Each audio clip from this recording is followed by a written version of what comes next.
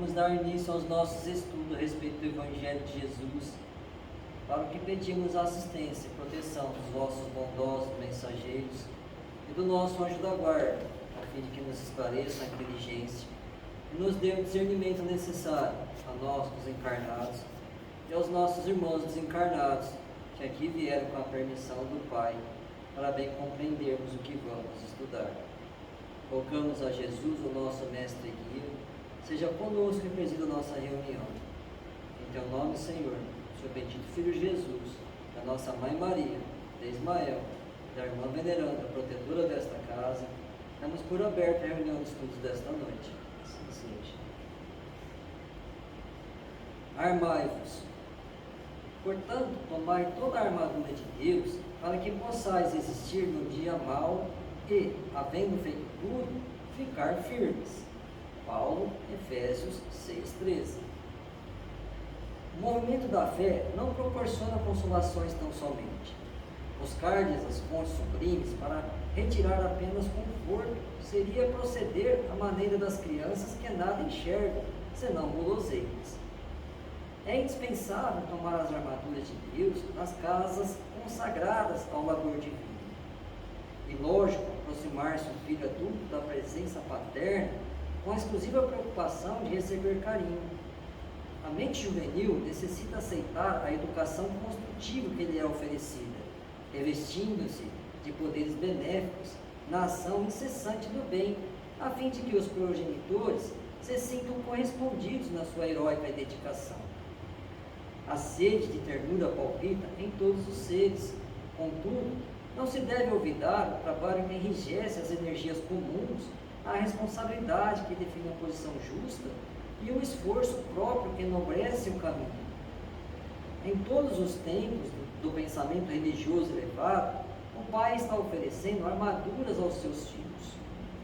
Os crentes, no impulso louvável, podem entregar-se naturalmente às melhores expansões afetivas, mas não se esqueçam de que o Senhor lhes oferece instrumentos espirituais para a fortaleza de que necessitam, dentro da luta redentora.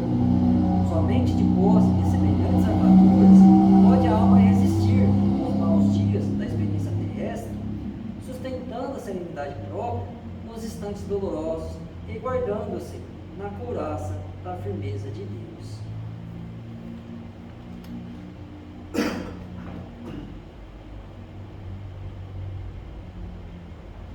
Pai nosso que estais nos céus, santificado seja o vosso nome,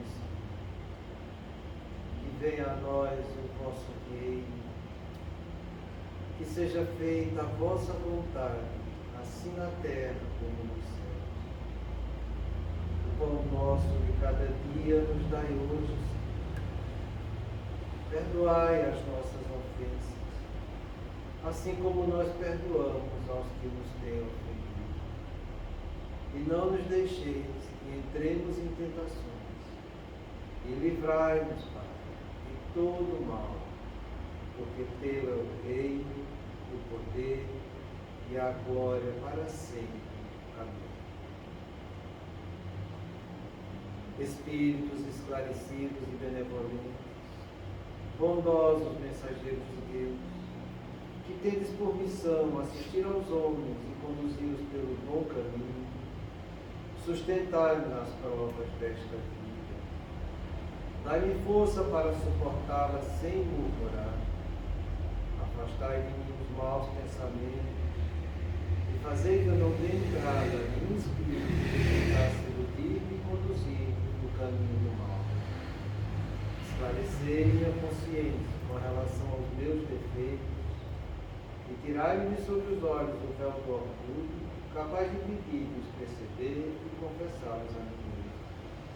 A ti, sobretudo, bondoso anjo da guarda, que mais particularmente velais por mim, e a todos vós, espíritos protetores, que por mim vos interessais, fazei que me torne digno da vossa proteção. Conheceis as minhas necessidades, que elas sejam atendidas segundo a vontade de Deus. Que a paz que irradia do coração de Jesus e que abrange toda a terra, possa ser assimilada por todos os corações aqui presentes, tanto encarnados quanto os desencarnados, para que de posse dessa paz podemos compreender as leis que regem o mundo espiritual e ter a sabedoria de praticá-las em nossa vida diária. E em nome do nosso Mestre amado Jesus, da equipe espiritual desta casa, em nome da irmã Veneranda, dos nossos anjos guardiões, espíritos protetores, solicitamos que a água aqui exposta seja purificada em nosso benefício. Que assim seja, damos graças a Deus.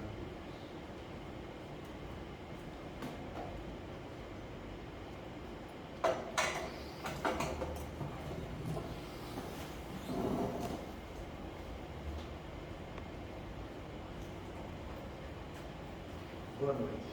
Boa noite.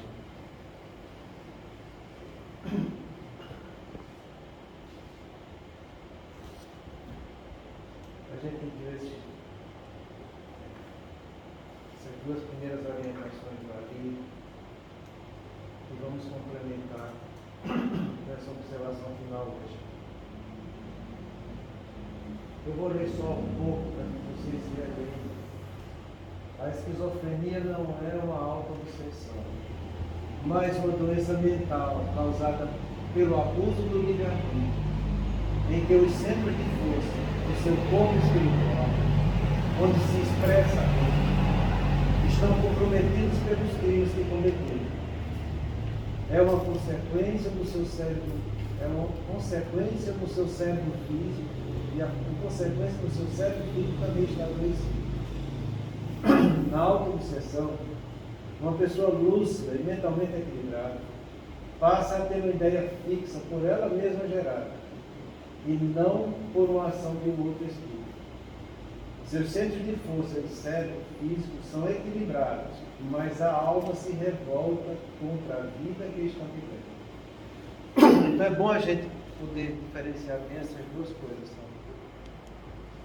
para que a gente não confunda, porque é muito grave você pegar um paciente com uma doença mental que tem uma obsessão secundária, você dizer que ele tratando da obsessão ele vai ficar curado.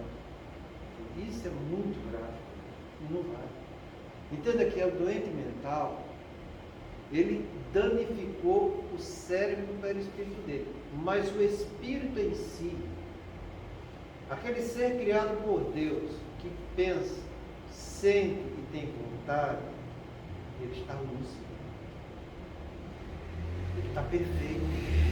Mas na hora que ele vai exercitar o pensamento dele, os reflexos neuronais do cérebro perispiritual estão danificados, e em vez de sair algo que ele gostaria, sai algo totalmente diferente. Quando ele encarna, as deformidades do cérebro perispiritual dele vai ser passada para o cérebro físico dele. E a mesma coisa vai acontecer.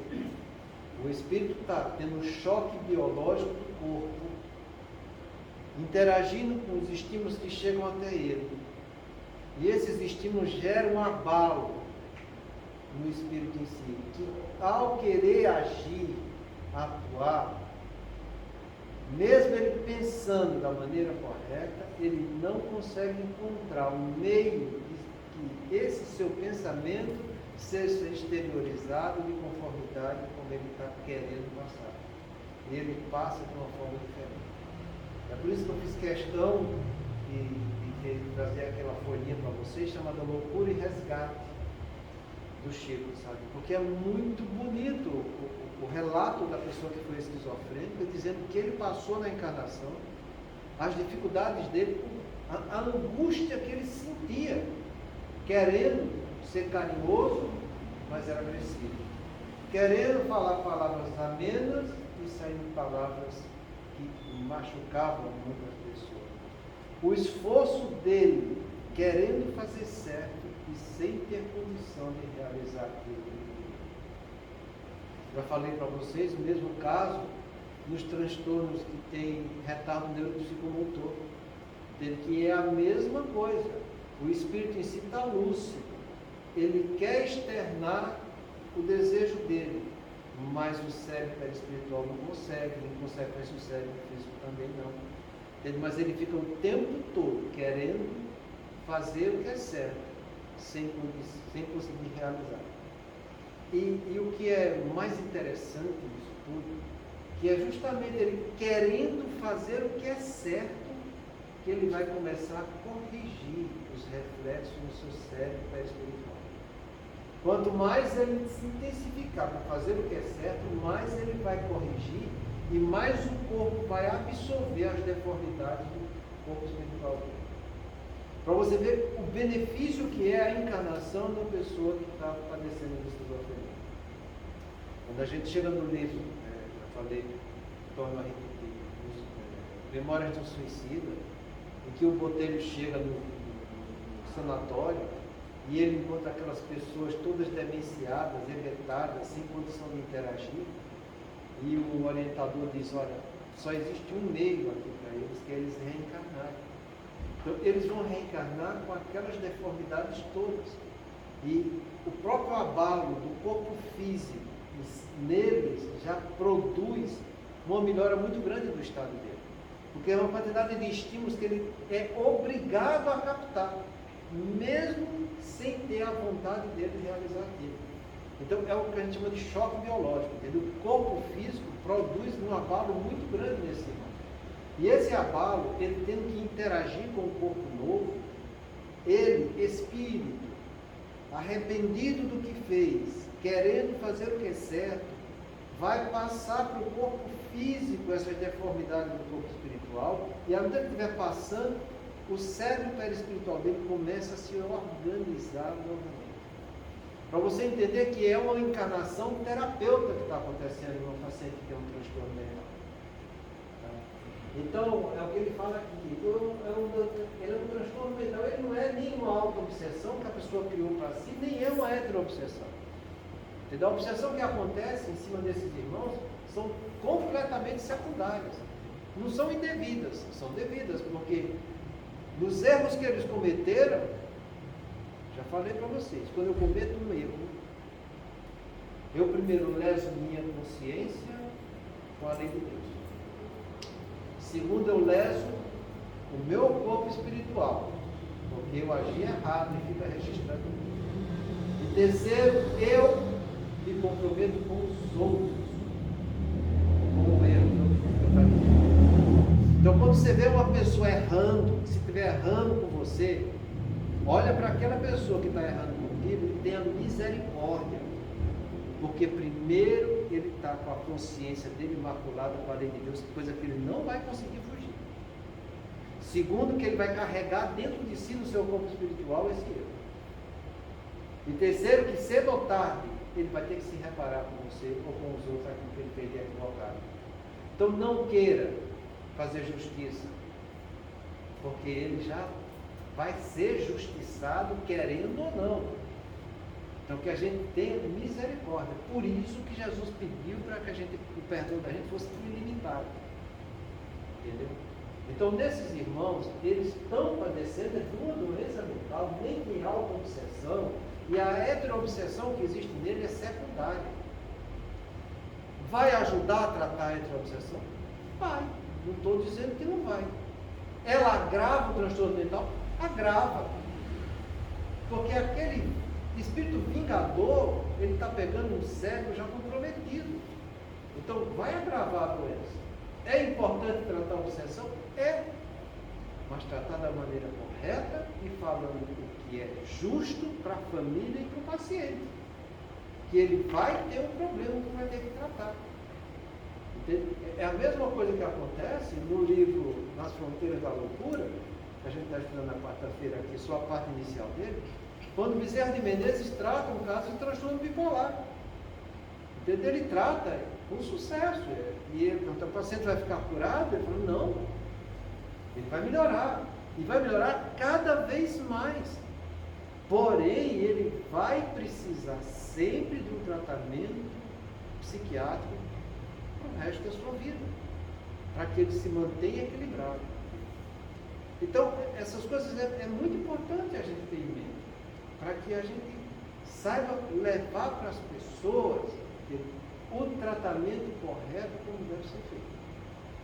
O que é diferente nos casos de auto-obsessão, que acontece nas pessoas que têm rebeldia pelos conflitos da vida. São as pessoas que não aceitam as suas expiações ou as suas provações. Ela passa por uma situação conflitiva e ela se nega a aceitar aquilo. Eu não merecia isso que a vida me deu. Eu não merecia passar pelo que eu estou passando. Eu não merecia ter o pai ou a mãe que eu tenho. Isso é uma tortura para mim. Eu não merecia passar por qualquer situação que seja conflitante na vida. Quando você começa a se rebelar contra a vida, você começa a fazer o que ele fala aqui, criar uma ideia fixa na dor e no sofrimento. Porque você fica o tempo todo dizendo que não merecia aquilo. É nesse caso que a pessoa é que está causando a obsessão nela mesma. Por isso que a gente fala que é uma auto-obsessão. E a obsessão primária é pela rebeldia da pessoa. Entende? Ela que não aceita. A obsessão que vai assentar nela do mundo espiritual, na auto-obsessão, ela é secundária. Se ele aceitar os conflitos da vida, a obsessão vai desaparecer. Então, quando você pega um transtorno neurótico, em que a pessoa tem um cérebro normal, um perispírito com seu cérebro normal também, e o espírito em si com lucidez, e ele entra nesse movimento de rebeldia. Quando você pega um paciente com transtorno neurótico, você vai remontando as causas do seu transtorno, e você encontra um ponto que ele diz: é aqui que começa o meu problema. Foi devido a isso que eu não aceitei na minha vida. Foi porque eu pedi meu filho que eu tenho essa quadro depressivo, a depressão por perda. Então, quando existe um fato, um instante na vida que fez com que a pessoa se rebelasse contra aquilo, é aí que está o que a gente chama de auto-obsessão. O que é que tem que ser tratado aí? É a pessoa em si, para ela ressignificar os seus conflitos de vida. À medida que ela vai se ressignificando, o trauma vai desaparecendo e o problema vai ser sanado. O que é diferente quando a pessoa está passando por um transtorno neurótico, em que você procura a causa e não encontra a causa. É o que a gente chama de causa difusa, não é uma causa localizada. E quando a causa é difusa, aí sim, a heteroobsessão, ela é primária. Aí você tem que agir no quadro obsessivo. Entende? É lógico que existe o comprometimento do encarnado que deu origem àquela obsessão, mas a causa principal do transtorno dele é a heteroobsessão. É o que acontece com o nosso irmão Evaldo, esse que a gente está estudando. Entende? Que ele nasceu numa família boa, com a aceitação tranquila, teve um corpo normal, teve uma família que ele se interagiu bem, encontrou sua parceira conjugal ideal, entende? Não teve conflito socioeconômico porque desenvolveu a sua profissão, entende? Porém, quando ele iria realizar o trabalho dele na esfera político-religiosa, que era o programa reencarnatório dele, ele cedeu às sugestões de irmãos que induziram ele a que praticasse corrupções no meio da política. E foi praticando as corrupções que ele foi se integrando com a espiritualidade inferior, depois ele abusou do poder, depois, além dele, entrou no desvio da sexualidade, entende? E depois, quando ele fez esse monte de coisa errada, que perdeu o ponto de apoio dele, que era a esposa, aí ele entrou no quadro depressivo. O quadro depressivo por quê? Porque ele se culpava por ter feito errado. E a obsessão dele se agravou, e ele terminou a sua encarnação sendo subjugado. Então, é importante a gente saber dessas coisas todas, sabe? Para a gente possa tratar as pessoas corretas. Então, se ele tem uma heteroobsessão, se é uma auto-obsessão, se é um doente mental, como você vai fazer? Então, ele fala, o que a gente vai estudar hoje aqui agora, na esquizofrenia, O sofrimento que o Espírito em si mesmo sente gera o arrependimento e aos poucos vai se reparando, sendo necessário várias existências. O Espírito arrependido, sofrendo em virtude dos seus desafios, vai regenerando os centros de força do seu corpo espiritual, com o propósito de querer intimamente fazer o bem.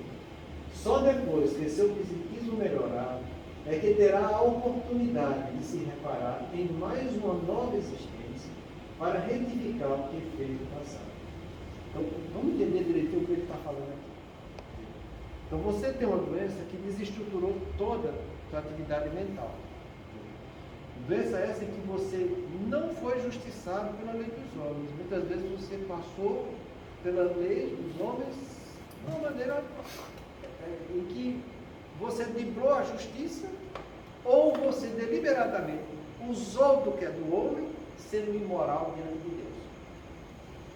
Muitas vezes a gente faz o que é legal diante dos homens, mas diante de Deus é uma moralidade muito grande.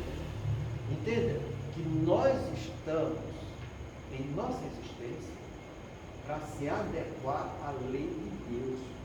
Por isso que no Pai Nosso a gente fala: seja feita a tua vontade, Pai, tanto na terra quanto no céu.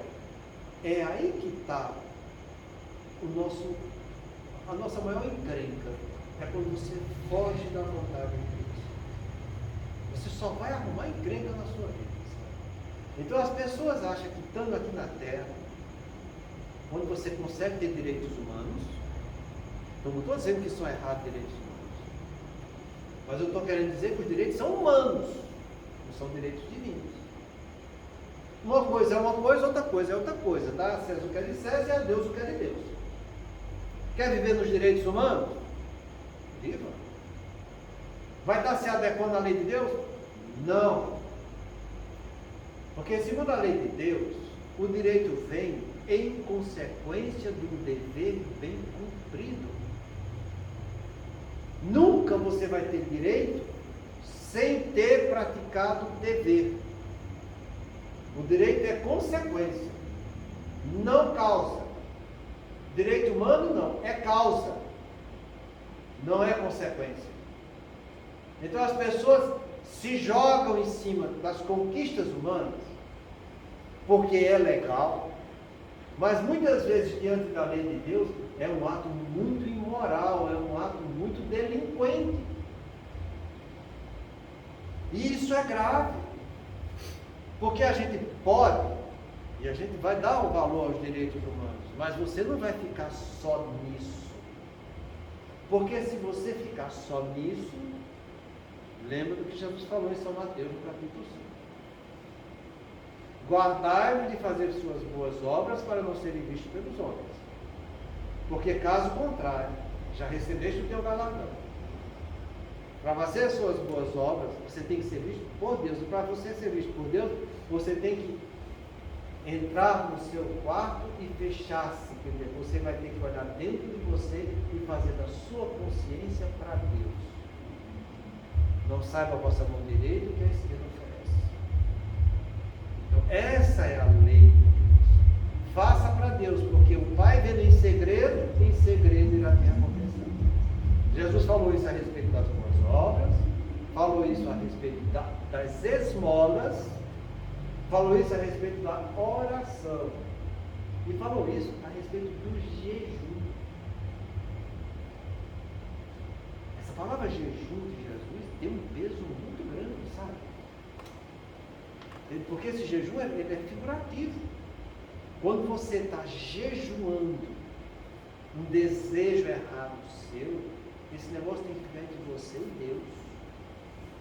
Se você está jejuando e está mostrando para os outros, cuidado, porque isso, a maioria das vezes é uma máscara do ego.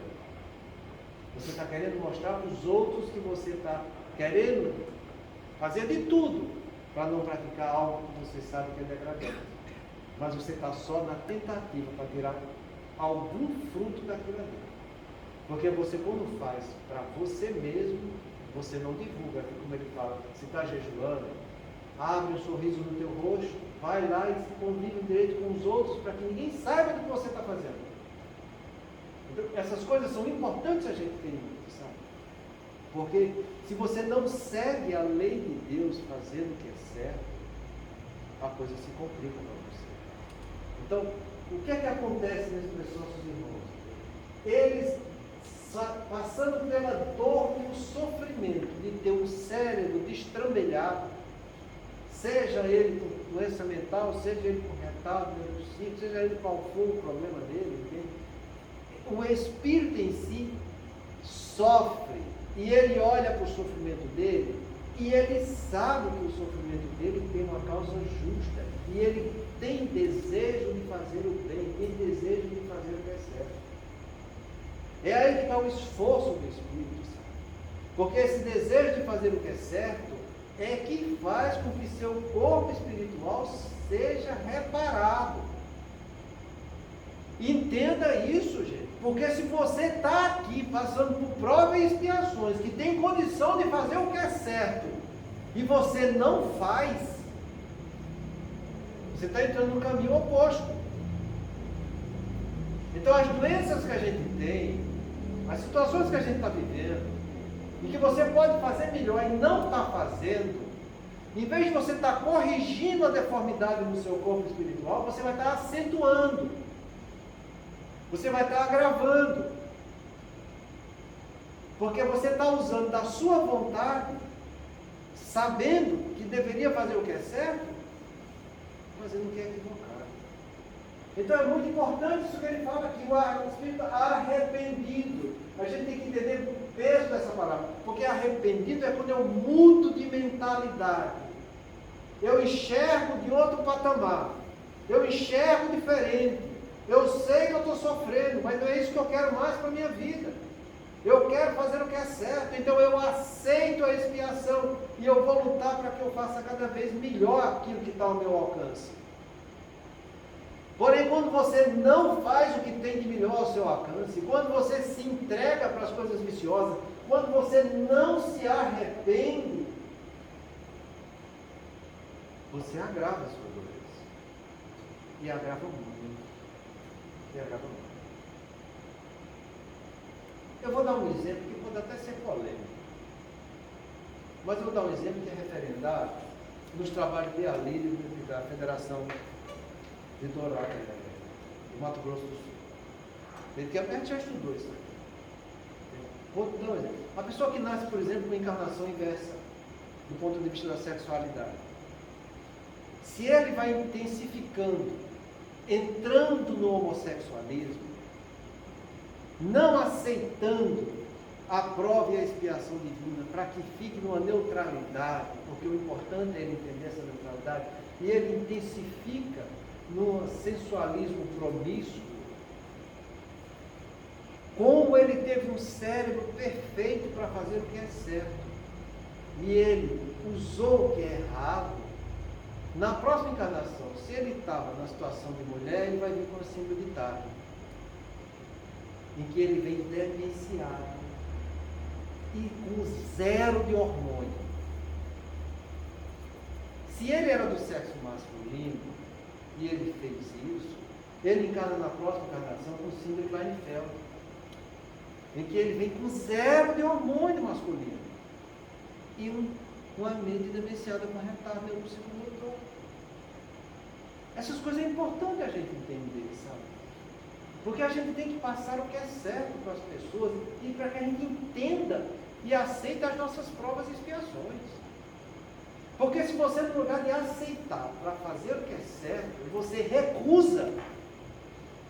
Você tem pai que te ajuda, você tem mãe que te ajuda, tem irmão que te ajuda, entende? Você não está passando situações socioeconômicas difíceis, você tem estudo, tem tudo, e você recusa.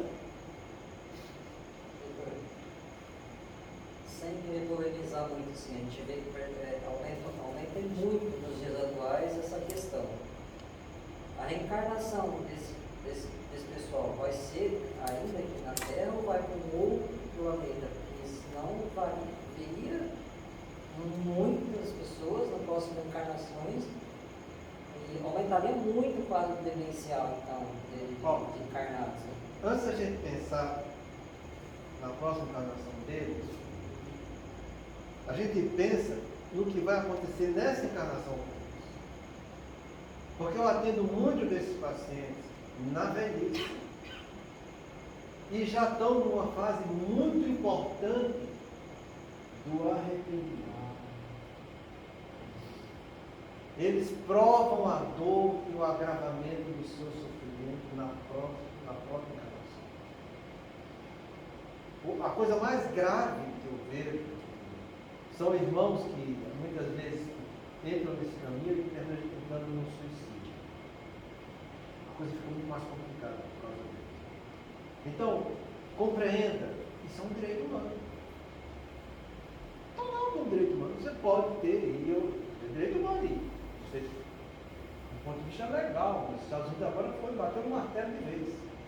O casamento é uma coisa normal, que deve ser aceita como normal e normal. Do ponto de vista humano é legal? É ótimo.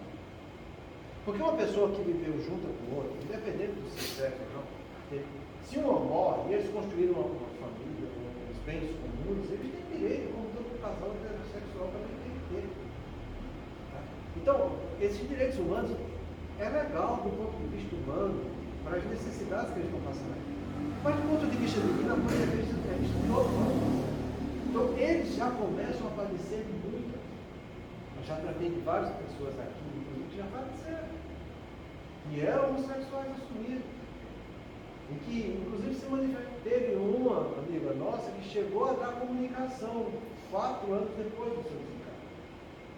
Teve outro amigo nosso que também deu comunicação, 6 anos depois, foi 7 anos? Acho que foi 7 anos depois. Ela estava numa situação bem, porque ela já tinha entendido o arrependimento, já tinha refeito, teve seus equívocos, entende? E à medida que ela foi compreendendo o processo da coisa, entende? Ela foi se reparando, entende? Não estava se reprimindo, estava se educando. Muitas vezes eu estava aqui no atendimento fraterno e ela vinha, chegava mais cedo para tirar dúvida. E aí você viu tanto que aquela pessoa estava se reparando. Porque o processo é sempre esse, arrependimento, expiação e reparação. Se ele sofre aqui, se arrepende, expia e começa a se reparar, vai adiante. Pode botar na cabeça, não é porque eu cometi um erro nessa encarnação que eu estou lascado pro resto da vida. Não. Diante daquele erro, eu posso olhar e posso aprender com o meu erro. Lembra que a gente viu a alteração, a ação responsável nossa?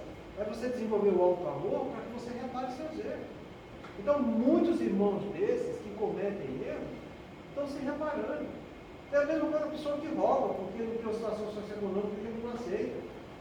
Entendeu? Ele começa roubando, entende? Depois é preso, porque pobre é preso mesmo. Entende? Essas coisas não tem jeito. Ele sofre nem corpo que na funda. E depois disso, ele muitas vezes se arrepende. Eles não querem seguir mais por esse caminho. Vão adiante, eles progrediram, eles aprenderam. Entende? Então, que a gente não pense que a pessoa que cometeu um erro desse está irremediavelmente no fogo do inferno, ou então vai ter que partir para um planeta inferior.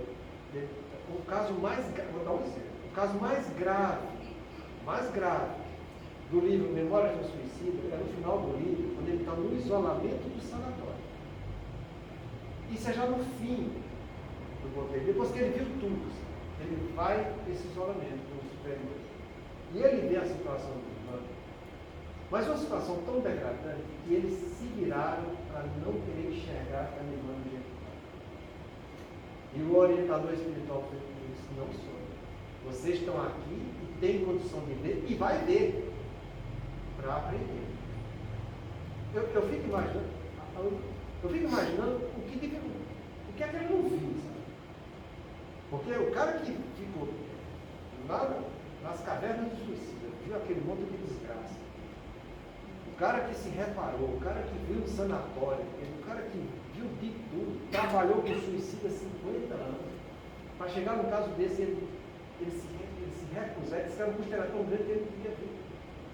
E ele fala, essa irmã, nossa, não vai ter reencarnação de ocupar um corpo aqui na Terra de jeito nenhum. Ela tem que ir para um planeta mais muito primitivo, para depois de várias tentativas, ela conseguir, quem sabe, uma encarnação no corpo extremamente deformado. Porque essa irmã praticava aborto com prazer e tinha muita consciência do que ela fazia. Então não pensa você que são só esses que você está vendo que está entrando no homossexualismo, estão sendo condenados. Não, eles estão aumentando a dor deles. Mas a grande maioria vai sofrer, e muito. Entendeu? Eu trato de pessoas homossexuais homoafetivas, que tem, inclusive com quadros demenciais, já com seus 80 anos, que tem uma conotação totalmente diferente da vida, que já se arrependeram muito daquilo e que estão espiando. Ele espiando muito. Muitos deles já querendo fazer diferente. E eles falam, eu não faço melhor porque eu não tenho as condições. E não tem mesmo. Porque o sexo para eles já se acabaram com a idade, sabe? Então eles têm uma maneira totalmente diferente de ver a vida. Quando você vê aquele livro, a pergunta que Kardec fala, no São Luís, se uma pessoa que está irremediavelmente condenada à morte, que não tem como se recuperar, se não seria caridade abreviar o sofrimento dela, e São Luís fala, não, porque no último suspiro ele pode ter um arrependimento de coisas graves em sua vida e já ter dado um grande passo no mundo espiritual. Entendeu? Porque a pessoa que se arrepende do mal, ela está no caminho do bem. Eu estou falando de arrependimento, é uma coisa sincera. Eu não estou falando de falsidade, não. Porque as pessoas daqui é de uma falsidade imensa. Eu me arrependo, dá 2, 3 dias, está fazendo a mesma coisa. Ah, não, me perdoa que eu fiz errado. Daqui um mês está fazendo errado de novo. Isso não é arrependimento, isso é falsidade. Arrependimento é quando a pessoa muda. Quem muda não volta atrás para fazer o que fazia de errado. Se voltou atrás para fazer o que errado, ele não se arrependeu, ele foi falso, ele foi hipócrita. Entendeu? Pode falar. Então é errado como que é eutanásia. Até o último momento ele pode definir. Exatamente, extremamente errado. Você tem que deixar o irmão se reparar. Eu te dou um exemplo disso aí no livro Vida e Sexo de André Luiz, no caso da Marita, que ela está irremediavelmente condenada à morte pela ruptura das vísceras, tendo em coma lá, e o Félix, que é o protetor, faz uma oração para Deus, pedindo por misericórdia, dá 2 semanas de vida para que ele pudesse trabalhar as áreas em conflitos entre os encarnados que gerou o assassinato daquela moça, para que abrandasse um pouco a situação dela e deles no mundo espiritual, e Deus permite. E ele consegue isso. E Marita, antes de desencarnar, o único gesto que ela faz é perdoando o pai que havia cometido o crime com ela. Entende? Então, essas coisas a gente tem que entender que é importante.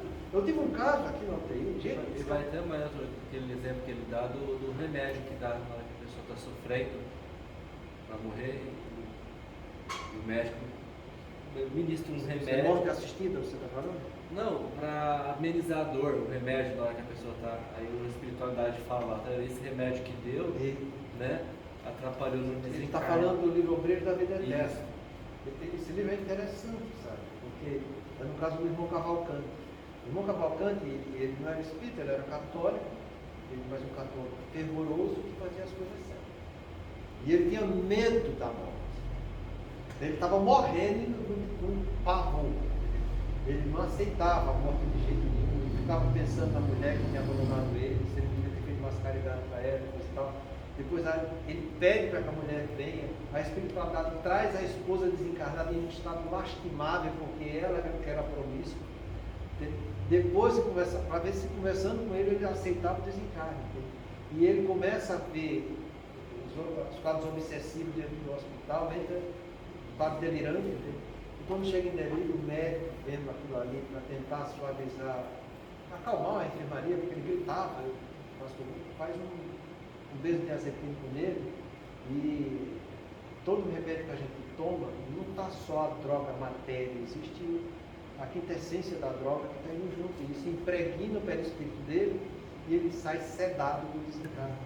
E ele fala, essa sedação vai atrapalhar muito o desencarne, porque ele vai morrer, mas ele vai morrer ainda com aquela sensação do espírito passando pelo conflito na carne que ele estava tendo antes do desencarne. Muitas vezes eles põem a pessoa em coma, né?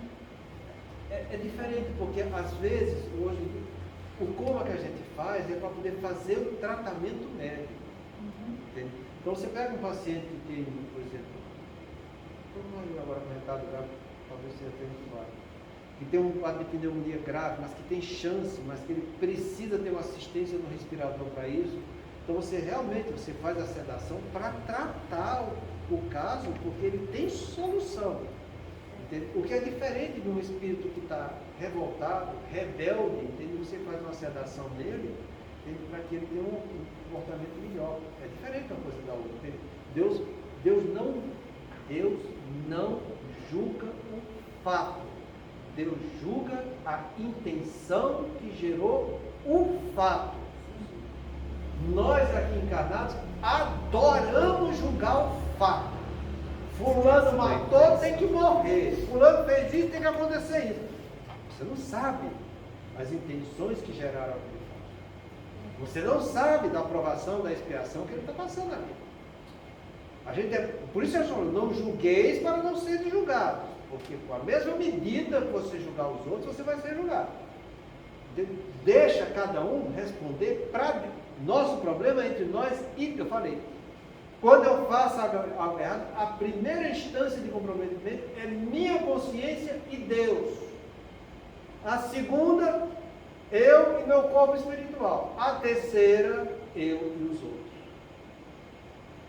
Muitas vezes a gente vê os outros que estão no relacionamento, não quer nem saber do que tem ele com Deus, nem ele com ele mesmo, e já condenamos a pessoa. Então não vá atrás disso. Muitas vezes a gente não entende, e a grande maioria das vezes não entende o que os outros estão passando. E a gente tira a conclusão porque a gente está analisando fatos e não indo atrás das intenções para poder ajudar as pessoas como deveria. Tá? Então isso é muito grave, mas muito grave mesmo. Então o que a gente entende é isso aqui, que essa palavra arrependido é o começo do perdão. Vocês lembram da Código Penal da vida futura, que está no livro O Céu e o Inferno, no final da primeira parte.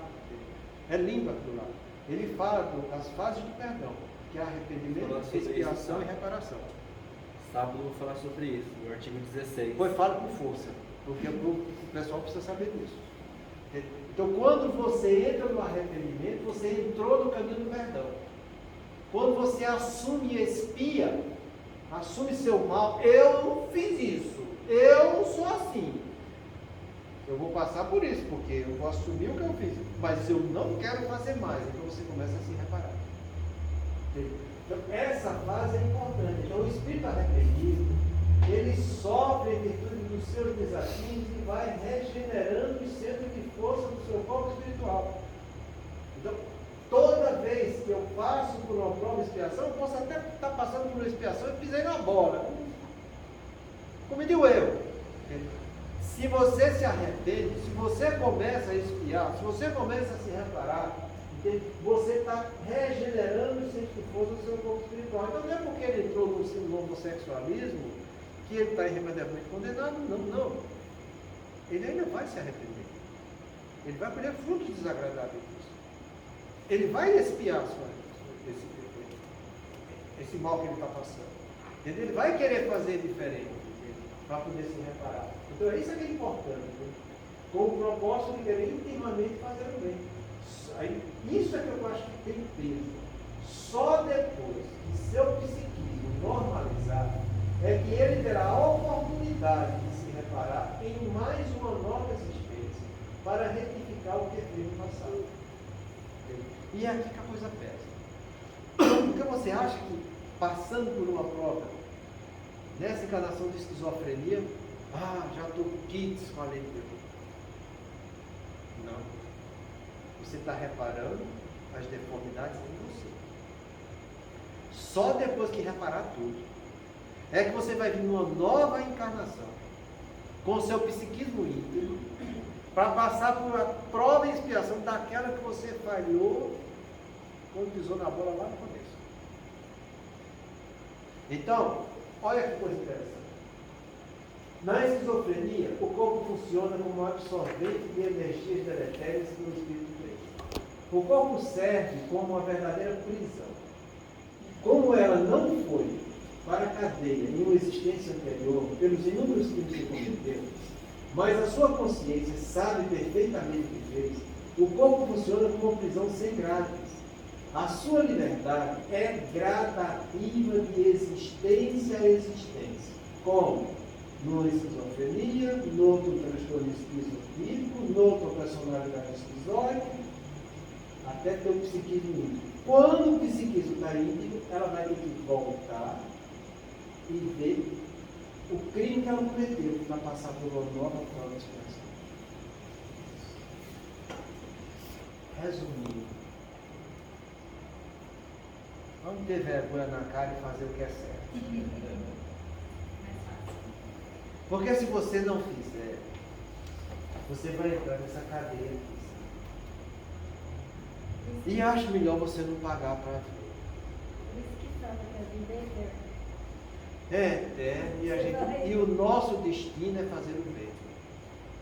Se você sabe o que é o bem, se você sabe o que é certo, se você sabe o caminho da verdade, e você não vai, você está criando o mal cada vez mais aprofundado dentro de você.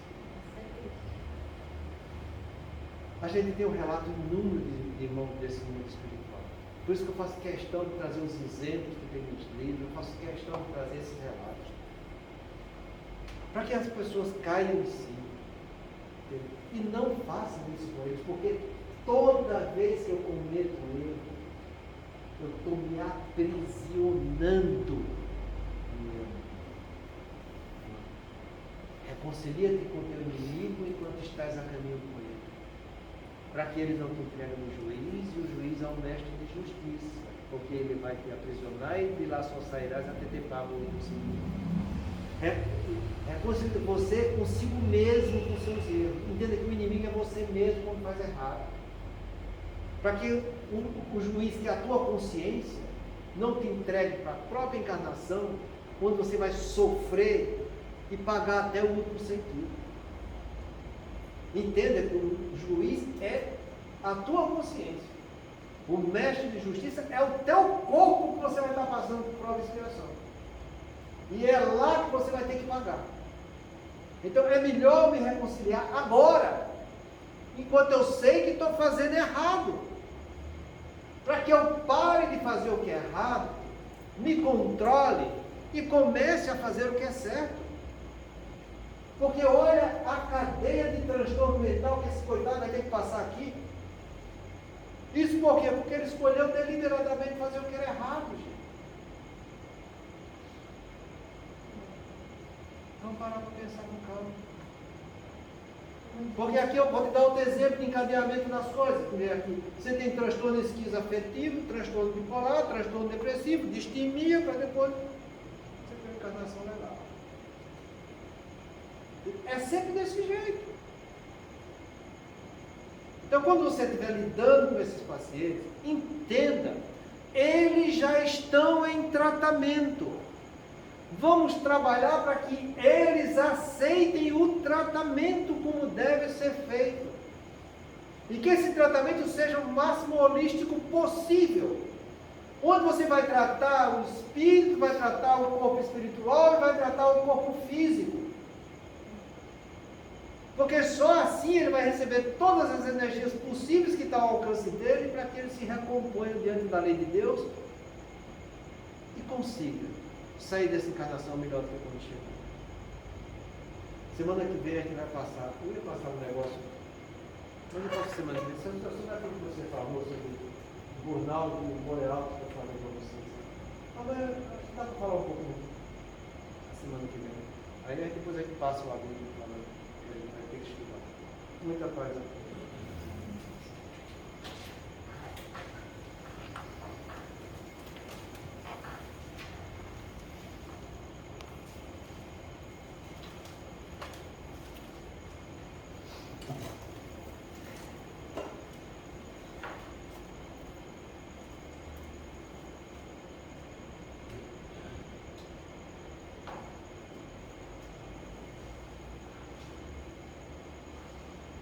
são nossas preces.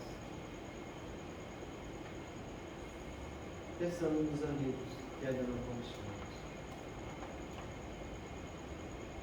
Deus misericordioso, que a tua bondade se estenda sobre todos os espíritos que se recomendam às vossas preces, em particular os amigos que ainda não conquistamos. Bons espíritos, que tendes por única ocupação fazer o bem, intercedei comigo pelo alívio deles.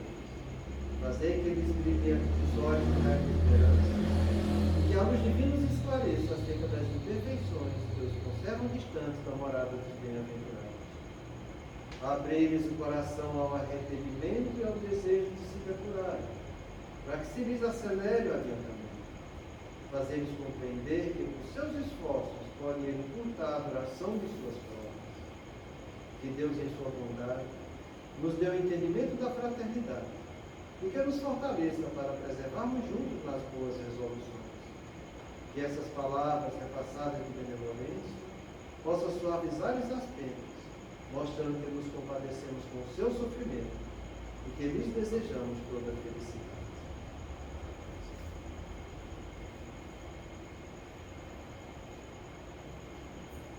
Deus, muito obrigada por mais uma oportunidade de estarmos aqui reunidos, aprendendo, buscando sempre o caminho do bem. Pai nosso que estás no céu, santificado seja o vosso nome. Venha a nós o nosso reino. Seja feita a